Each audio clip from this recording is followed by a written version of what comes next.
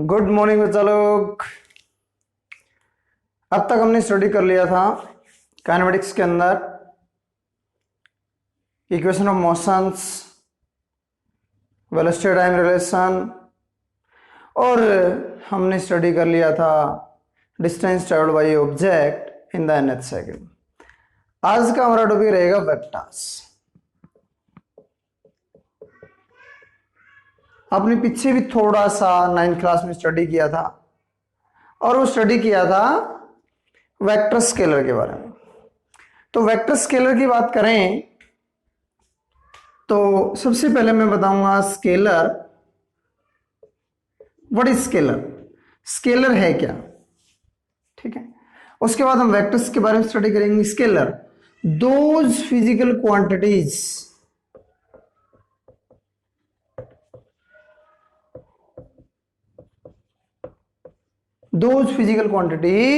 which have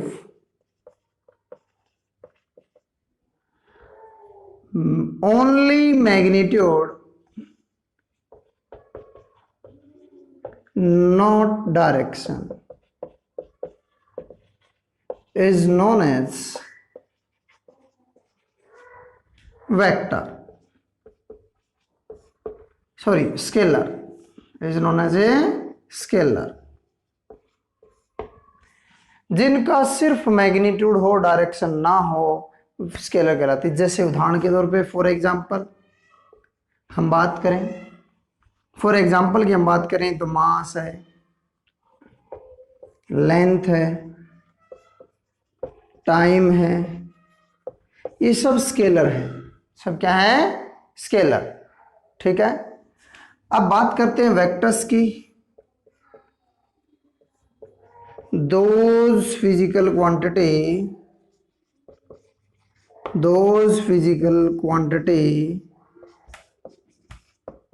which have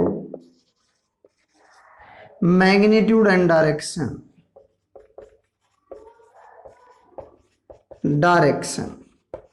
is known as vectors। क्या कहलाएंगे? Vectors कहलाएंगे, ठीक है। फॉर एग्जाम्पल क्या क्या है? फॉर एग्जाम्पल है हमारी कौन कौन सी? अरे फोर्स, वेलोसिटी, ठीक है, डिस्प्लेसमेंट, ये सब क्या है? वेक्टर है। इसके अलावा एक क्वांटिटी और होती है, वो होती है टेंसर।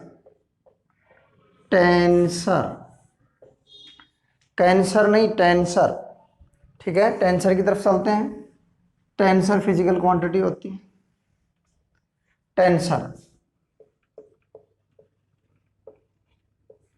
टेंसर वो फिजिकल क्वांटिटी होती है, दोज फिजिकल क्वांटिटी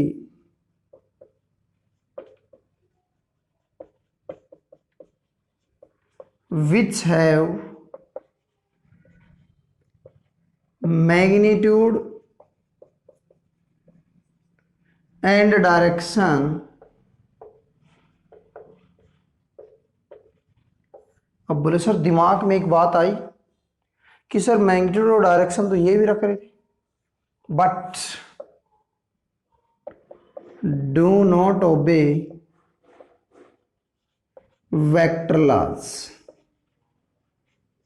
वेक्टर के लॉज को ओबे ना करे इज नोन एज टेंसर, ठीक है भाई। क्या कहलाएगी? Tensor. For example current, refractive index,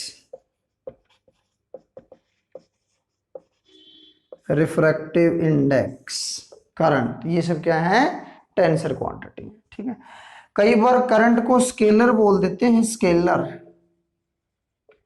क्यों बोलते हैं? क्योंकि ये वेक्टर नहीं है। टेंसर के बारे में वहां जिक्र नहीं हो, जहां टेंसर का जिक्र नहीं हो वहां करंट एक स्केलर कहलाएगा।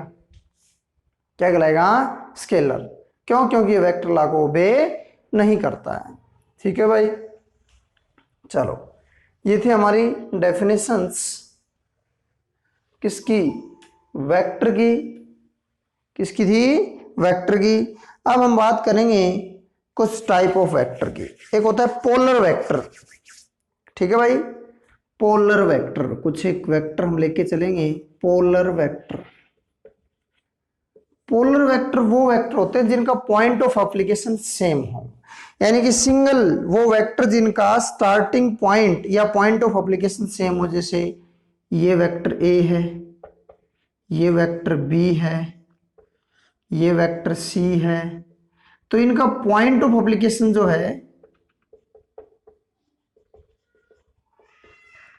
पॉइंट ऑफ एप्लीकेशन क्या है? सेम है। या स्टार्टिंग पॉइंट क्या है? स्टार्टिंग पॉइंट सेम है, ठीक है भाई। Those vectors whose point of application is same is known as polar vector। उसके बाद हम बात करते हैं एक्सियल वेक्टर की, एक्सियल भी कह सकते हो। Those vector which represent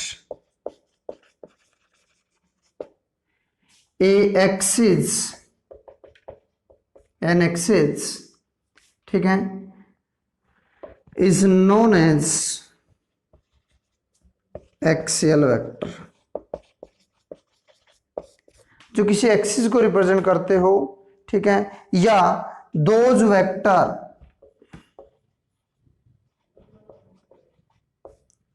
which represent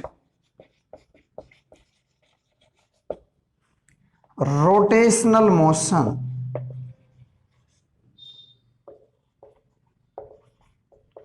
is known as axial vector. जैसे ये आपका एक्सिस है, ये रोटेशन है, रोटेशन हो रही है, रोटेशन क्लॉकवाइज या एंटी क्लॉकवाइज, डाउनवर्ड है एंटी क्लॉकवाइज, ठीक है ना, एंटी क्लॉकवाइज। ये क्लॉकवाइज ले लो भाई, ये क्लॉकवाइज ले लो, ठीक है, क्लॉकवाइज होगी, एंटी क्लॉकवाइज होगी। ये राइट हैंड थंब रूल के द्वारा रिप्रेजेंट की जाती है, राइट हैंड थंब रूल के द्वारा रिप्रेजेंट की जाती है। क्लियर है? आगे बात समझ में। अब बात आती है कि वेक्टर्स की इंपॉर्टेंस क्या है। तो वेक्टर की इंपॉर्टेंस बता दूं कि कुछ लॉज हमारे फिजिक्स के वेक्टर्स के बिना पॉसिबल नहीं है। वेक्टर्स के मैंने लॉज जो कि जिनके अंदर वेक्टर का यूज करते हैं, हम बात करते हैं वेक्टर्स की। अब बात करें मॉडुलस ऑफ वेक्टर की।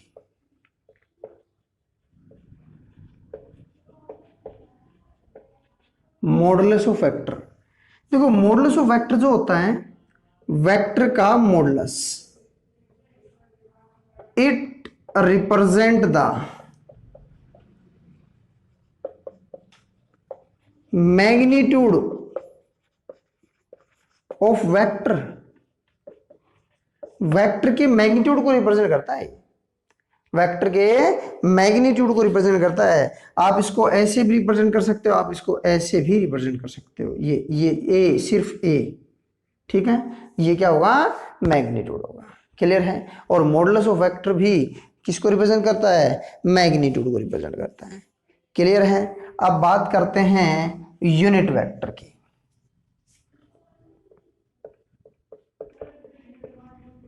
Unit vector, those vectors which have only magnitude but no direction, जिनका only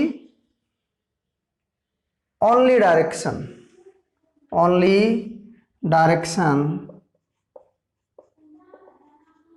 having unit magnitude, having unit magnitude, यानी कि जिनकी डायरेक्शन हो और यूनिट मैग्नीट्यूड को रिप्रेजेंट करते हैं, यूनिटी को रिप्रेजेंट करते हैं, क्या कहलाते हैं? यूनिट वेक्टर कहलाते हैं। यूनिट वेक्टर को हम ए कैप से या ए हेड से रिप्रेजेंट करते हैं, जो कि हमारा, हम बात करें वेक्टर जो होता है वो रिप्रेजेंट होता है ए इंटू ए कैप, यानी कि A that is vector A is equal to modulus of A into A cap, यानी कि ए कैप आ जाएगा हमारा वेक्टर अपॉन में मॉडुलस ऑफ वेक्टर या मैग्नीट्यूड ऑफ वेक्टर, जो कि यूनिट मैग्नीट्यूड को रिप्रेजेंट करता है। यूनिट मैग्नीट्यूड देखो ए से ए कैंसिल हो जाएगा, यूनिट मैग्नीट्यूड, बट डायरेक्शन रहेगी ना, ए के मैग्नीट्यूड से ए का मैग्नीट्यूड कैंसिल हो जाएगा, ओनली डायरेक्शन, ओनली डायरेक्शन क्या कहलाएगा? यूनिट वेक्टर कहलाएगा। अब हम बात करें इक्वल वेक्टर्स की, किसकी बात करें? इक्वल वेक्टर की। इक्वल वेक्टर्स वो होते हैं जिनका इक्वल मैग्नीट्यूड हो, इक्वल मैग्नीट्यूड हो एंड सेम डायरेक्शन हो, इक्वल मैग्नीट्यूड हो और सेम डायरेक्शन हो, इन्हें हम इक्वल वेक्टर कह देते हैं। ठीक है, पैरेलल वेक्टर भी कह सकते हैं इनको, पैरेलल, पैरेलल वेक्टर भी कह देते हैं, सेम डायरेक्शन सेम मैग्नीट्यूड। इसके अलावा अपोजिट वेक्टर होता है, अपोजिट, अपोजिट वेक्टर। ठीक है, ठीक है, इक्वल मैग्नीट्यूड भी हो सकता है, इक्वल और अनइक्वल, अनइक्वल भी हो सकता है। ठीक है, ठीक है भाई, but opposite direction, opposite direction, opposite direction होते हैं। एक वेक्टर इधर है, एक वेक्टर इधर है, अपोजिट डायरेक्शन। ठीक है, negative vector, negative vector, negative vector कुछ नहीं होता, अपोजिट वेक्टर ही नेगेटिव वेक्टर कहलाता है। क्या कहलाता है? अपोजिट वेक्टर ही नेगेटिव। जैसे इसको ए लिखेंगे तो इसको माइनस ए से रिप्रेजेंट कर देंगे, किससे रिप्रेजेंट कर देंगे? माइनस ए से। क्लियर है? अगला हम बात करते हैं को इनिशियल, को इनिशियल वेक्टर।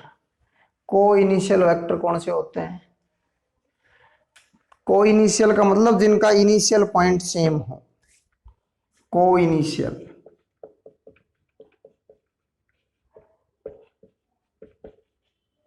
वो वेक्टर्स जिनका इनिशियल पॉइंट सेम हो, ए बी सी, जिनका इनिशियल पॉइंट क्या हो? इनिशियल पॉइंट सेम, क्या कराएंगे? को इनिशियल वेक्टर। को लीनियर वेक्टर कहलाएंगे जिनका लाइन सेम हो, एक ही लाइन में, को लीनियर।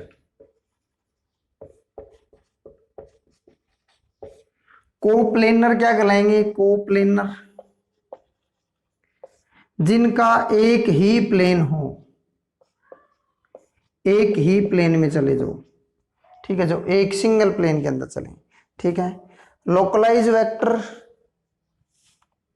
जिनका इनिशियल पॉइंट फिक्स हो, इनिशियल पॉइंट। ठीक है भाई, कोई दिक्कत नहीं है। चलो अब बात करते हैं पोजीशन वेक्टर की। Position vector, position vector and displacement vector.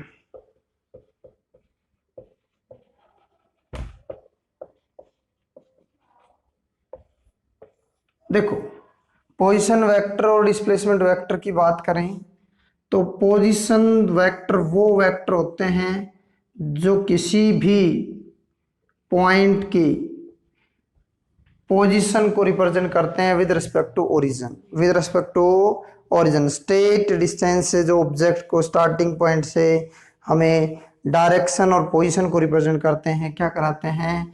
ये R1 और ये R2, ए और बी की पोजीशन को बता दिया, ए और बी की पोजीशन को बता दिया, तो ये पोजीशन वेक्टर कहलाएंगे।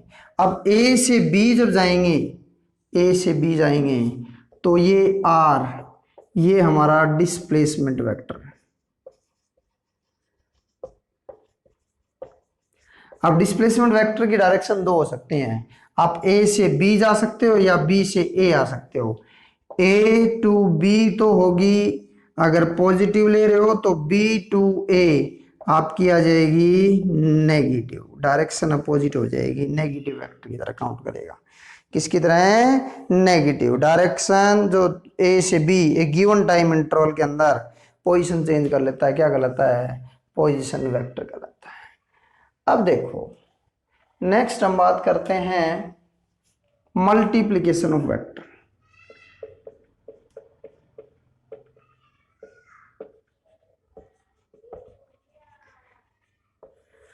मल्टीप्लिकेशन ऑफ वेक्टर की बात करें तो मल्टीप्लिकेशन ऑफ वेक्टर जो हमारा है वो हम लेके चलें तो नंबर से आप मल्टीप्लाई करते हो तो वो एक वेक्टर को ही रिप्रेजेंट करता है, ठीक है ना। जैसे एक वेक्टर ए है आपका, ठीक है, इसको n से मल्टीप्लाई कर देते हैं तो एन ए आ गया हमारा, क्या आ गया? एन ए, ठीक है।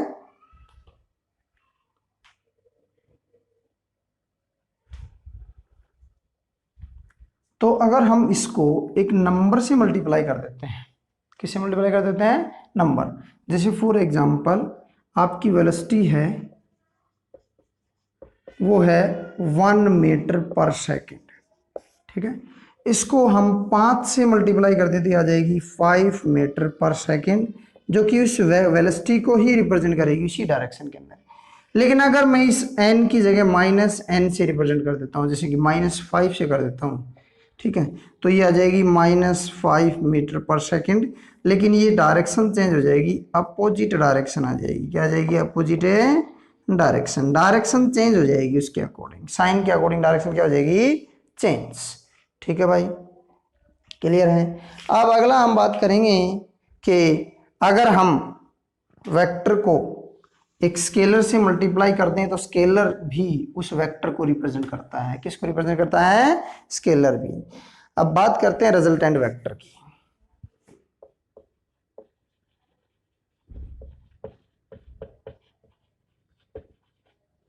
रिजल्टेंट वेक्टर जो हमारा है वो दो या दो से अधिक वेक्टर को सिंगल वेक्टर के अंदर प्रोड्यूस करना, और वो सिंगल वेक्टर उन दोनों वेक्टर के इफेक्ट को शो करे, क्या कहलाता है? रिजल्टेंट वेक्टर कहलाता है। हमारे पास एक दो वेक्टर हैं, एक वेक्टर ए है, एक दूसरा वेक्टर बी है, ठीक है। एक इनका रिजल्टेंट वेक्टर दोनों के वेक्टर के इफेक्ट को अगर शो कर रहा है तो वो रिजल्टेंट वेक्टर कहलाएगा।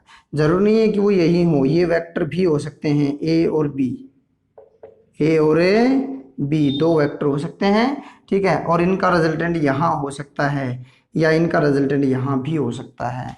रिजल्टेंट जो है तो दोनों के वेक्टर के इफेक्ट को शो करे वो रिजल्टेंट वेक्टर कहलाता है। अब रिजल्टेंट की बात करें तो उसके अंदर डायरेक्शन भी होनी चाहिए। जैसे कि आप लेके चलो तो ये आपकी क्या होती है? East, west, north, south.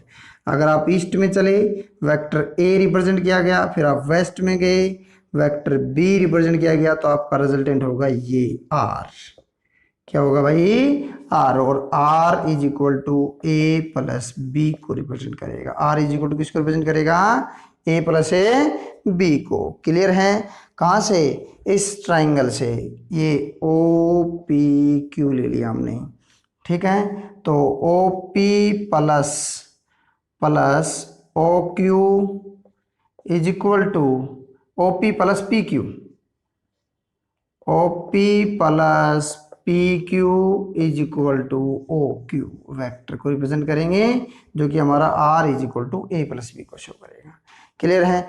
अब वेक्टर एडिशन है ज्योमेट्रिकल मेथड से। ज्योमेट्रिकल मेथड से बात करें तो वेक्टर एडिशन हम लेके चलें तो हम लेके चलते हैं कि हमारे पास दो वेक्टर हैं ए और बी, ठीक है। दोनों अगर सेम डायरेक्शन में है, ए इधर है और बी इधर है, ठीक है। Vector addition vector addition. तो ए और बी हमारे पास दो वेक्टर हैं और दोनों ही वेक्टर सेम डायरेक्शन में ट्रेवल कर रहे हैं, तो उनका रिजल्टेंट वेक्टर क्या होगा? तो इस केस में मैग्नीट्यूड होगा जो रिजल्टेंट का वो equal to the sum of the two vectors होगा सेम डायरेक्शन के अंदर। यहां पर रिजल्टेंट जो आ जाएगा वो आर आ जाएगा, वो होगा R is equal to A plus B. ठीक है भाई। अगर एक वेक्टर इधर है और एक वेक्टर इधर है तो ए और बी, ठीक है, यहां पर कंडीशन लाई होगी कि R is equal to A plus minus B होगा। तो वैल्यू आ गई क्या? R is equal to A minus B, क्योंकि B क्या है? अपोजिट डायरेक्शन में। मैंने अपोजिट के केस में कहा था कि साइन चेंज हो जाता है। ये कब है? If A is greater than B, A का मैग्नीट्यूड बी के मैग्नीट्यूड से ज्यादा है। तो यदि if b is greater than A हो, b is greater than A हो, तो वैल्यू आ जाएगी r is equal to B minus A. क्या वैल्यू आ जाएगी? r is equal to B minus A आ जाएगी। क्लियर है भाई? आगे बात समझ में। यदि किसी एंगल के ऊपर हो तो, यदि किसी एंगल पर हो, ठीक है, किसी एंगल पे रखे हुए हो, जैसे एक वेक्टर ये है तो और एक वेक्टर ये है, ठीक है, ए और बी, ए और बी दो वेक्टर हैं, एंगल पे रखे हुए थीटा पे, तो इनका रिजल्टेंट आर ये होगा भाई। क्या होगा? ये होगा। यहां से अब क्या करेंगे कि हम इसको लेके चलेंगे कि वेक्टर ए हो गया, ये वेक्टर बी हो गया, ये ट्रायंगल लेके चलेंगे ए बी, ये ओ पी क्यू, ठीक है। यहां से हम ये लेके चलेंगे आर। अगर यही वेक्टर दो, एक ए और एक बी, किसी पैरेललोग्राम की तरह लाई कर रही हैं तो अलग केस होगा। और उस केस में हम रूल्स अप्लाई करेंगे, रूल्स, इन दोनों के केस में हम रूल अप्लाई करेंगे। और वो रूल हम पढ़ते हैं वेक्टर एडिशन के रूल। क्या पढ़ते हैं? वेक्टर एडिशन के रूल। पहला रूल है triangle law of vector addition. पहला कौन सा है? Triangle law of vector addition. Triangle law of vector addition है पहला रूल। ठीक है भाई। ट्राइंगल लॉ कहता है कि if two vectors A and B are acts as two side of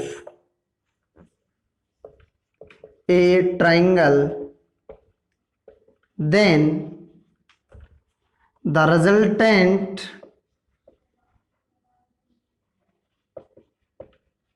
of these vectors should be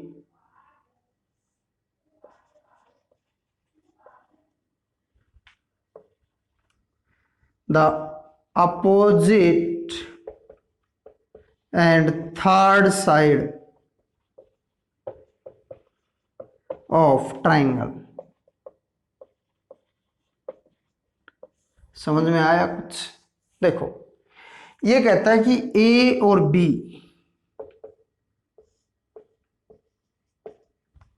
दो ट्राइंगल की दो साइड की तरह, एक ट्राइंगल की ओ पी क्यू, एक ट्राइंगल की दो साइड की तरह बिहेव कर रहा है। वेक्टर ए जो है वो ओ पी की तरह बिहेव कर रहा है और वेक्टर बी जो है वो पी क्यू की तरह बिहेव कर रहा है। ठीक है। तो कहता है कि आर जो होगा वो होगा ओ क्यू, लेकिन अपोजिट डायरेक्शन, अपोजिट साइड। क्या होगा? Opposite side should be the resultant. Clear है भाई? आगे बात समझ में, कोई दिक्कत नहीं है। और इसके अंदर हम बात करें, यहां पर अगला हमारा है नेक्स्ट पैरेललोग्राम लॉ। ये ट्राइंगल लॉ था, ये डेफिनेशन में बता रहा हूं मैं। अगला है parallelogram law.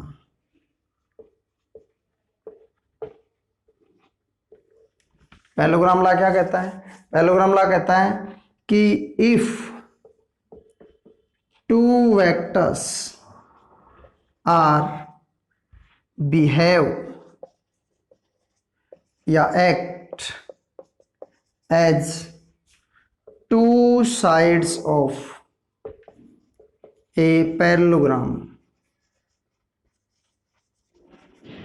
then diagonal should be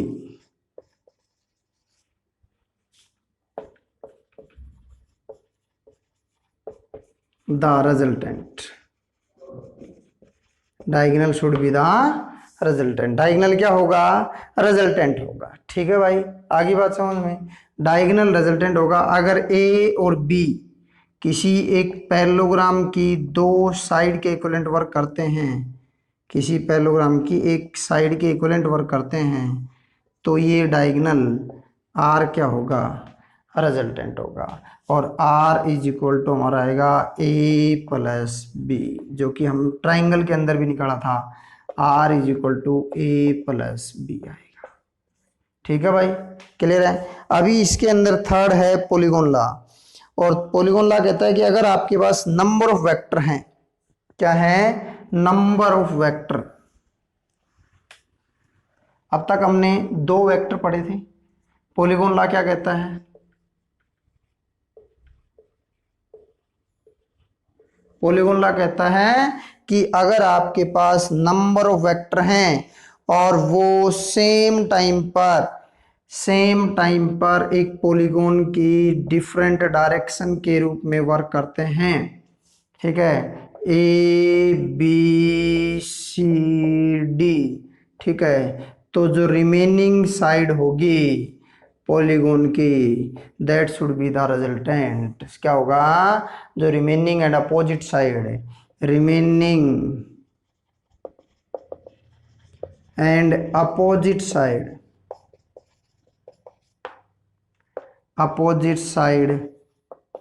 should be the resultant,